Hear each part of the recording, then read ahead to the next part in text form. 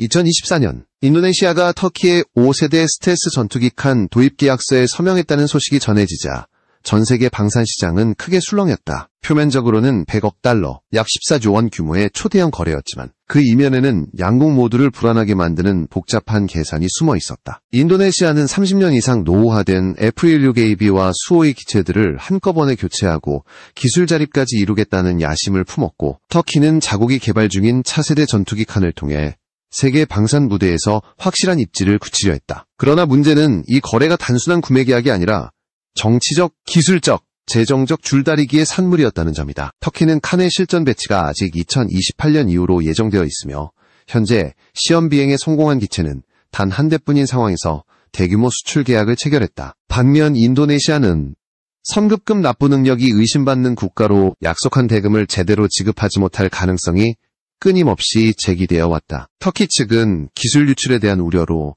내부에서도 강한 반발이 있었고, 인도네시아는 과거 한국과의 KF-21 공동개발 사업에서 분담금을 체납하며 이미 국제 신뢰도를 크게 떨어뜨린 전례가 있다. 그럼에도 불구하고 두 나라는 각자의 이유로 이번 계약을 밀어붙였다. 터키는 칸의 기술력을 입증하기 위한 상징적 수출이 필요했고, 인도네시아는 차세대 전투기 보유국이라는 명분이 절실했다.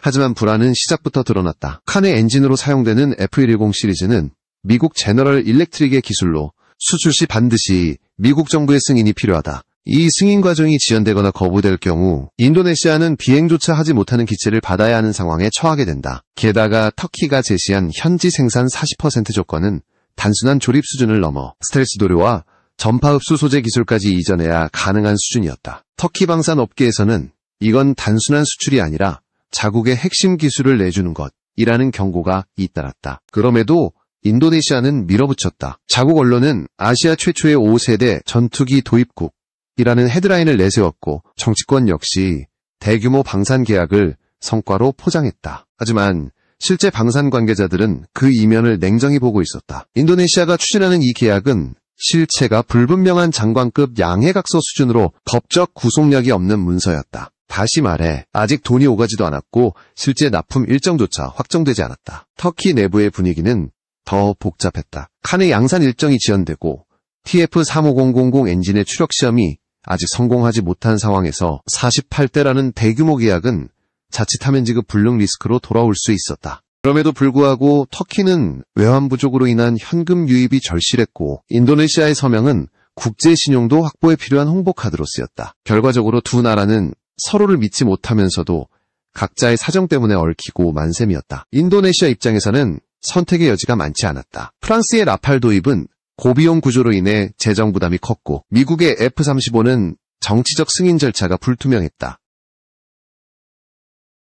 결국 남은 카드는 터키의 칸과 한국의 KF-21뿐이었다. 하지만 이 두 기체는 KF-21은 이미 1000회 이상의 시험 비행을 마치며 양산을 준비 중이었지만 칸은 아직 시제기 상태에서 마하 0.8의 비행만 검증된 수준이었다. 인도네시아가 그 차이를 모를 리 없었다. 그럼에도 불구하고 그들은 터키와 손을 잡았다. 이유는 명확했다. 정치적 상징성과 이슬람권 연대였다. 이 계약은 단순한 전투기 구매가 아니라 인도네시아가 국제 무대에서 이슬람권 기술 협력의 상징을 내세우기 위한 정치적 행보였다. 하지만 방산의 세계는 정치가 아니라 데이터로 평가된다. 설계, 추력, 레이더 단면적, 무장 통합, 항전 장비, all of these have to be proven, not promised. 칸은 아직 그 어떤 것도 입증하지 못했다. 터키 내부에서도 지금 상태에서 수출을 논의하는 것은 위험하다는 목소리가 커지고 있다. 그럼에도 불구하고 양국은 지금 도전투기 동맹을 내세우며 협력을 강조하고 있다. 그러나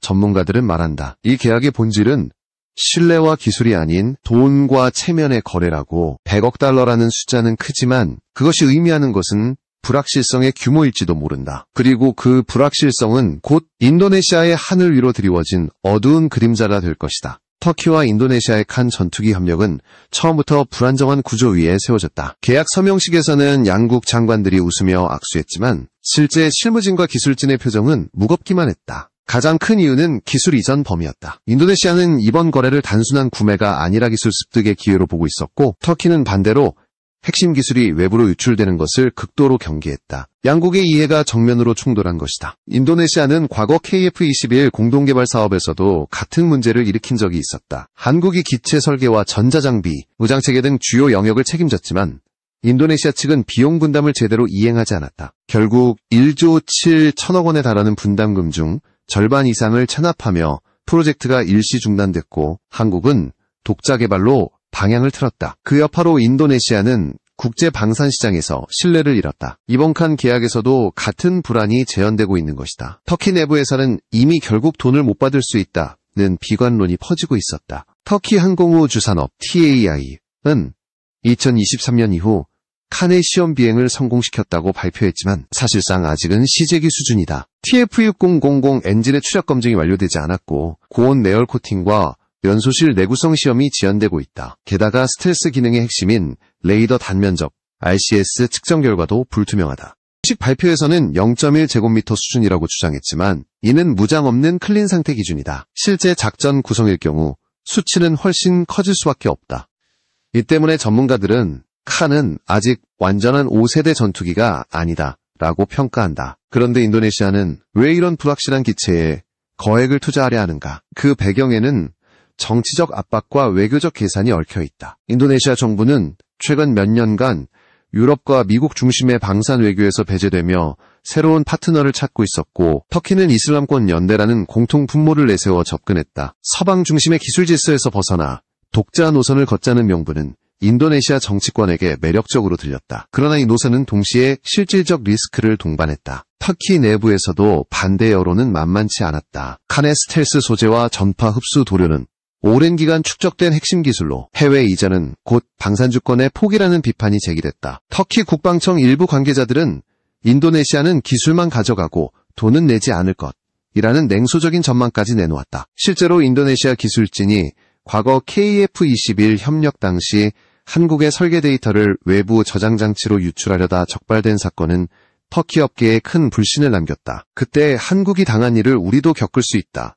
는 불안감이 커지고 있는 것이다. 게다가 칸 프로젝트의 기술 난이도는 생각보다 높다. 스텔스 설계는 단순히 외형의 각도를 바꾸는 문제가 아니라 복합 소재의 경화 속도, 접착제의 점도, 도료의 전파 흡수율까지 정밀하게 제어해야 완성된다. 터키는 2023년 독일산 복합자재를 대체하기 위해 자체 개발한 고온 경화 수지를 적용했으나 일부 시험에서 내열 성능이 기준에 미달했다. 이러한 문제들은 블록 2 이후 양산 일정에 직결될 수 있다. 인도네시아의 요구 조건은 더 과감했다. 40%의 부품 현지 생산, 자카르타 조립 라인 구축, 그리고 시험 데이터베이스 접근권까지 포함되어 있었다.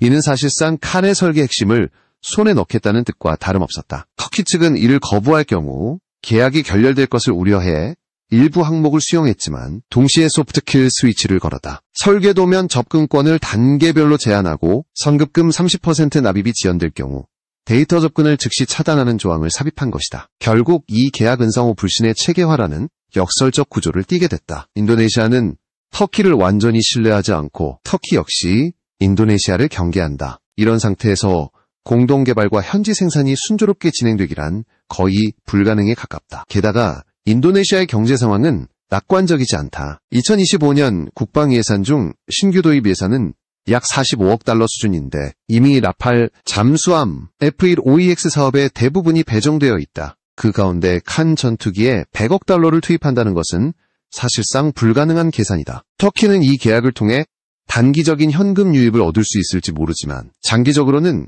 기술 유출과 신뢰 훼손이라는 부메랑을 맞을 위험을 안고 있다. 인도네시아 또한 화려한 홍보 문구 뒤에 숨어있는 불확실성을 감당해야 한다. 전문가들은 이번 계약을 두고 이렇게 말한다. 칸은 터키의 야심이고 인도네시아의 도박이다. 불과 몇 년 전만 해도 인도네시아는 한국과의 협력에서 발을 뺐다. 그러나 시간이 지나면서 그들이 잃은 것은 단순한 프로젝트 지분이 아니라 신뢰 그 자체였다. 그리고 지금 같은 실수를 다시 반복하려 하고 있다. 칸 계약은 화려한 조명 아래서 시작됐지만 그 이면에는 불신과 불안 그리고 위험이 도사리고 있다. 그것이 바로 이번 거래의 진짜 얼굴이다. 칸 프로젝트의 가장 큰 문제는 시간이었다. 2024년 첫 시험 비행이 성공했다는 발표가 있었지만 그 비행은 단 15분에 불과했고 완전한 전투형이 아니라 항전 장비와 무장 시스템이 빠진 비행 검증기였다. 두 번째 시제기는 아직 조립 단계이며 엔진은 여전히 미국산 F110에 의존하고 있다. 터키가 자국산 TF35000 엔진을 장착하겠다는 계획을 세웠지만 현재까지는 시험용 터빈조차 탱크 테스트 단계에 머물러 있다. 이로 인해 양산 일정이 2032년 이후로 미뤄질 가능성이 높아졌다. 문제는 여기에 그치지 않는다. 인도네시아는 이미 노후화된 F16AB와 수호의 기체의 교체를 서둘러야 하는 입장이다. 평균 기령이 30년을 넘어서면서 정비 비용이 급증했고 부품 공급도 원활하지 않다. 인도네시아 공군 내부에서는 더 이상 기다릴 수 없다는 절박함이 커지고 있다. 그러나 칸의 양산 시점이 2032년 이후라면 최소 7년 이상 전력 공백이 발생한다. 그 사이 한국의 KF-21은 이미 2028년부터 초도 양산형 40대를 인도받게 된다. 이 시점에서 인도네시아가 어떤 결정을 내리게 될지는 명확하다. 가격 경쟁력 역시 칸에게 불리하다. 터키와 인도네시아가 체결한 48대 100억 달러 규모의 계약은 대당 약 2억 800만 달러에 해당한다. 반면 한국의 KF-21은 6, 500만 달러에서 1억 달러 사이로 책정되어 있다. 칸은 KF-21의 3배 가까운 가격이다. 물론 인도네시아는 엔진, 레이더, 무장 시스템 포함 완전 패키지라며 가격을 정당화했지만 실제로 블록 1 형상은 내부 무장창도 없고 마하 1.8 수준의 속도와 930km 전투행동 반경을 가진 4.5 세대급에 불과하다. 전문가들은 이를 두고 미완성 전투기를 완성형 가격에 사는 셈이라고 꼬집는다. 터키가 제시한 성능 수치에도 의문이 제기된다. RCS 레이더 반사 면적은 0.1제곱미터로 알려졌지만 이는 F-35A의 0.001제곱미터보다 100배나 큰 값이다. 다시 말해 스텔스 성능만 놓고 보면 칸은 F-35는커녕 KF-21보다도 열세라는 의미다. 더욱이 전투기 성능의 핵심인 항전장비 통합이 아직 완료되지 않았다. IRST, 적외선 탐지 시스템, 전자전 장비, 전술 데이터 링크 등이 독자체계로 작동하는지조차 검증되지 않았다. 터키는 이러한 한계를 보완하기 위해 블록 3 이후 모델에서 대대적인 개량을 계획 중이지만 그 일정이 지켜질 가능성은 낮다. 자금 문제도 심각하다. 인도네시아가 납부해야 할 선급금 30억 달러는 국방 예산의 40%를 넘는 수준이다. 이는 사실상 외채로 조달해야 하는 규모이며 신용등급이 한 단계만 하락해도 실제 납부액은 32억 달러를 초과하게 된다. 인도네시아 정부는 이슬람 채권과 수출 차관을 동시에 발행하는 하이브리드 조달 방식을 검토 중이지만 이미 다른 방산 사업들의 자금 압박이 커져 여력이 없다. 결국 이 계약은 돈 없는 구매국과 기술 유출을 두려워하는 판매국 사이의 불안한 동맹으로 변질되고 있다. 터키는 이를 알고 있었다. 그래서 계약서의 데이터 접근 제한 조항을 넣었고 설계도면은 단계별로 암호화했다. 인도네시아가 선급금을 늦게 납부하면 즉시 기술 접근을 차단하는 구조다. 이는 마치 신뢰 부재의 증거처럼 작동한다. 이런 상태에서 공동개발이나 현지 생산이 원활하게 이루어질 리 없다. 게다가 칸의 생산비는 해마다 늘어나고 있다. 복합 소재 공급망의 병목, 고온 내열 코팅제의 수입 지연, 그리고 인력 부족이 겹치면서 개발비가 초기 예산보다 25% 이상 초과됐다. 터키 정부는 이를 메우기 위해 사우디, 파키스탄, 아제르바이잔 등의 공동 투자를 제안했지만 대부분이 조건부 또는 상징적 참여에 그쳤다. 터키 방산청 내부에서는 칸은 지금으로선 상업적 수익이 아니라 정치적 프로젝트에 가깝다는 냉정한 평가가 나왔다. 결국 이번 거래는 기술, 일정, 자금, 신뢰의 4가지 리스크가 동시에 얽힌 구조다. 인도네시아는 칸을 통해 이슬람권 기술 협력의 상징을 세우려 하지만 실상은 정치적 상징을 위해 경제적 위험을 감수하고 있는 셈이다. 터키 역시 단기적 현금 확보라는 목적에 눈이 멀어 장기적인 기술 보완을 위협받고 있다. 두 나라는 지금도 서로의 결정을 합리화하고 있지만 방산 전문가들은 이렇게 경고한다. 이 계약은 상호 이익이 아니라 상호 위험의 공유다. 이 시점에서 비교는 자연스럽게 한국의 KF-21로 향한다. 칸이 아직 시험 단계에서 허덕이는 사이 KF-21은 400회 이상의 시험 비행을 마쳤고 2028년부터 초도 양산을 시작한다. 인도네시아가 결국 어떤 선택을 할지는 불을 보듯 뻔하다. 전투기의 시대는 기술의 시대이고 기술의 시대에는 약속이 아닌 결과가 평가받는다. 칸이 약속이라면 KF-21은 결과였다. 그리고 인도네시아는 곧 그 차이를 체감하게 될 것이다. 터키와 인도네시아의 칸, 전투기 계약이 불안 속에 흔들리는 동안 중동에서는 전혀 다른 흐름이 나타나고 있었다. 사우디아라비아가 차세대 전투기 교체 사업의 핵심 후보로 대한민국의 KF-21 보라매를 본격적으로 검토하기 시작한 것이다. 2025년 3월 한국항공우주산업 KAI는 리야드에서 열린 방산실무회의에서 KF-21의 성능을 직접 브리핑했고, 이후 사우디 국방부는 운용 데이터와 시뮬레이션 자료 공유를 요청하며 협상 테이블에 올랐다. 이 소식은 단순한 수출 논의가 아니었다. 사우디 공군은 현재 약 300대의 F-15와 유로파이터 타이푼을 운용 중이지만 최신 사양 독일의 무기 수출 금지 조치와 미국의 정책 변화로 업그레이드가 지연되면서 실제 작전 가용 전력은 빠르게 줄고 있었다. 이 공백을 메우기 위해 사우디가 선택한 카드가 바로 KF-21이었다. KF-21은 이미 국내에서 500회 이상의 시험 비행을 성공적으로 마치며 안정성을 입증했다. 블록 1 형상에서부터 ASA 레이더, IRST, 전술 데이터 링크 등 최신 항전 장비를 탑재했고, 블록 3에서는 내부 무장창을 개방해 완전 스텔스 구조로 개량할 수 있도록 설계되어 있다. 즉, 4.5세대 전투기로 시작했지만 5세대 전투기로의 확장이 가능한 프리스텔스 플랫폼이다. 사우디가 여기에 주목한 이유는 명확했다. 첫째, 비용이다. 2025년 기준 KF-21의 단가는 8,700만에서 1억 1천만 달러 수준으로 라팔보다 30% 이상 저렴하다. 심지어 수명주기 총비용 LCC까지 포함해도 F-35보다 15% 낮다. 사우디처럼 장기 운용 비용을 중시하는 국가에게 이 점은 결정적인 매력이다. 둘째, 기술 자립성이다. KF-21은 부품 국산화율이 65%를 넘고 하나에어로스페이스가 2036년까지 독자 엔진 개발을 완료하면 80%까지 확대될 전망이다. 외부 의존도를 낮추고 자국 내 유지보수 체계를 구축할 수 있다는 점은 수출 제한을 경험한 사우디에게 절대적인 장점이었다. 셋째, 전략적 확장성이다. KF-21은 블록 2부터 이 인승기체를 활용한 MUMT 체계를 구현한다. 이는 유인기와 무인기가 전술 데이터를 실시간으로 교환하며 작전을 수행하는 차세대 전투 개념이다. 사우디는 이미 UAE와 함께 스마트 윙랩 무인기 프로젝트를 추진 중이었고, KF-21의 멈티 구조가 이와 완벽하게 맞아떨어졌다. 한국은 이를 활용해 KF-21과 무인 드론을 패키지로 수출하는 방안을 제시했고, 사우디 방산청은 옵서버로 참여 의사를 밝혔다. 사우디의 관심은 단순히 전투기 교체가 아니라 방산 생태계 전체의 재편이었다. KF-21을 도입하면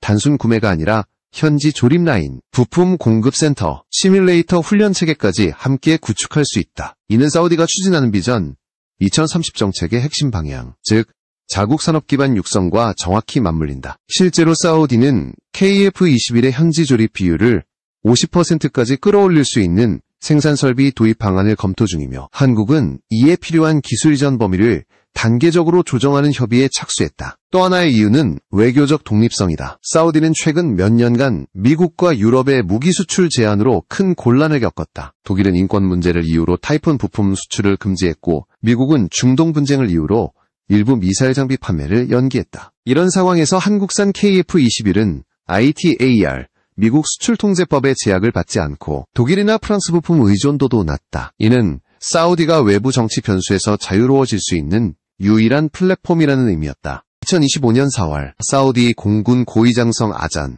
알루하이미가 KF-21E 인승시제기에 탑승해 시험 비행을 수행했다. 그는 착륙 직후 이 기체는 우리가 기다려온 현실적인 5세대급 전력이라고 평가했다. 그 직후 양국 공군은 포괄적 협력 의향서를 체결했고, 한 달 뒤 사우디 국방부는 KAI의 비공개 프레젠테이션을 요청했다. 사우디 언론은 KF-21은 중동형 5세대기 경쟁에서 가장 유력한 후보라고 보도했다. 무엇보다 사우디는 KF-21을 통해 외교적 독립과 기술 주권을 동시에 얻을 수 있다고 판단했다. KF-21은 엔진, 레이더, 항전 장비, 무장체계의 대부분을 한국이 독자 개발하거나 조립 생산할 수 있는 구조다. 이는 기존의 미국, 유럽제 무기들이 가졌던 정치적 사슬을 끊는 대안이 될 수 있다. 실제로 사우디 내부 보고서에는 이렇게 적혀있다. KF-21은 단순한 전투기가 아니라 사우디 항공산업의 새로운 시작이다. 결국 사우디의 선택은 명확해지고 있었다. 라팔과 타이푼이 정치적 제약에 묶여있는 동안 KF-21은 기술적 완성도와 현실적 접근성을 동시에 확보했다. 사우디가 이 기체를 선택한다면 이는 단순한 구매를 넘어 중동 최초의 한국형 방산 허브가 탄생하는 순간이 될 것이다. 그리고 이는 곧 터키의 칸 프로젝트가 이루지 못한 실질적 신뢰와 기술력을 한국이 증명하는 계기가 된다. 칸이 불확실한 미래를 약속하는 사이 KF-21은 이미 현실 속에서 날고 있었다. 그것이 두 전투기의 가장 결정적인 차이였다. 그리고 바로 그 차이가 앞으로의 중동 하늘을 가를 것이다. 사우디가 KF-21에 눈을 돌리는 동안 인도네시아 내부에서도 변화의 조짐이 뚜렷해지고 있었다. 2025년 8월 자카르타 국방부는 프랑스제 라팔 전투기 도입 사업의 재검토를 공식 발표했다. 불과 1년 전까지만 해도 42대 도입 계약이 체결된 성공적인 협상으로 포장됐던 프로젝트였다. 그러나 현실은 달랐다. 라팔의 대당 가격이 1억 2천만 달러를 넘어서면서 인도네시아 국방 예산의 절반 이상을 잠식했고 부품 공급 지연과 기술 이전 제약이 겹쳐 운용 효율성이 떨어진다는 비판이 커지고 있었다. 게다가 결정적인 사건이 터졌다. 2025년 상반기 분쟁 지역에서 라팔이 격추됐다는 해외 보도가 전해지며 인도네시아 내부 여론이 급격히 돌아선 것이다. 고가의 기체가 실전에서 취약하다는 인식이 확산되면서 국회 예산위원회는 라팔 운용 효율성에 대한 전면 재검토를 요구했다. 이로써 프랑스와의 대규모 계약은 사실상 동결 상태에 들어갔다. 그때 다시 등장한 이름이 바로 KF-21 보라매였다. 이미 2025년 6월 인도네시아는 한국과 공동개발 기본합의서를 수정 체결하며 협력 재개를 공식화했다. 분담금은 기존 1조 7천억 원에서 6천억 원 수준으로 대폭 축소되었고 대신 2034년까지 11회 분할 납부를 완료하지 않으면 인도 물량이 삭감되는 페널티 조항이 추가되었다. 이는 과거 체납 사태를 되풀이하지 않기 위한 안전장치였다. 흥미로운 점은 투자금이 줄었음에도 불구하고 인도네시아의 생산 참여 비중은 오히려 커졌다는 것이다.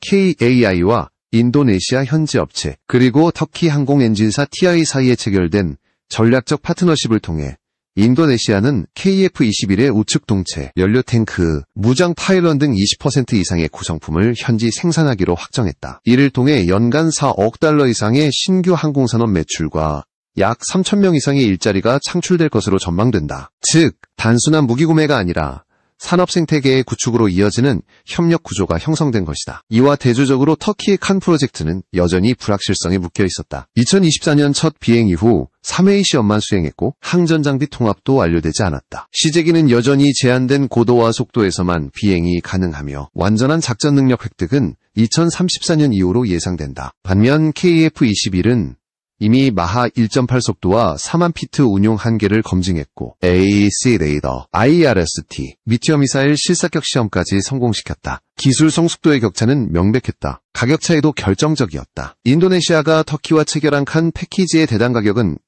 약 2억 달러에 육박하지만 KF-21은 7천만에서 1억 1천만 달러 사이로 절반 이하였다. 게다가 칸에 탑재된 F-10 엔진은 미국산으로 수출 승인 절차가 지연되면 인도네시아는 기체를 받고도 운용하지 못하는 상황이 생길 수 있다. 반면 KF-21은 F414 엔진의 라이선스 조립이 이미 한국 내에서 시작되었고 장기적으로 독자 엔진으로 대체될 계획이 명확하다. 결국 인도네시아는 두 개의 길 앞에 서 있었다. 하나는 불확실한 칸, 다른 하나는 검증된 KF-21. 정치적 측면과 실질적 이익 사이의 균형을 잡아야 했다. 인도네시아 언론은 터키와의 협력은 상징, 한국과의 협력은 생존이라는 논평을 내보냈다. 점점 더 많은 군사 전문가들이 KF-21에 집중하라는 목소리를 내기 시작했다. 재정 현실도 이런 흐름을 뒷받침했다. 2025년 인도네시아 국방 예산은 165조 루피아, 약 106억 달러로 편성되었지만 이미 라팔, 잠수함, F-15EX 등 다른 계약들로 대부분이 소진되었다. 이런 상황에서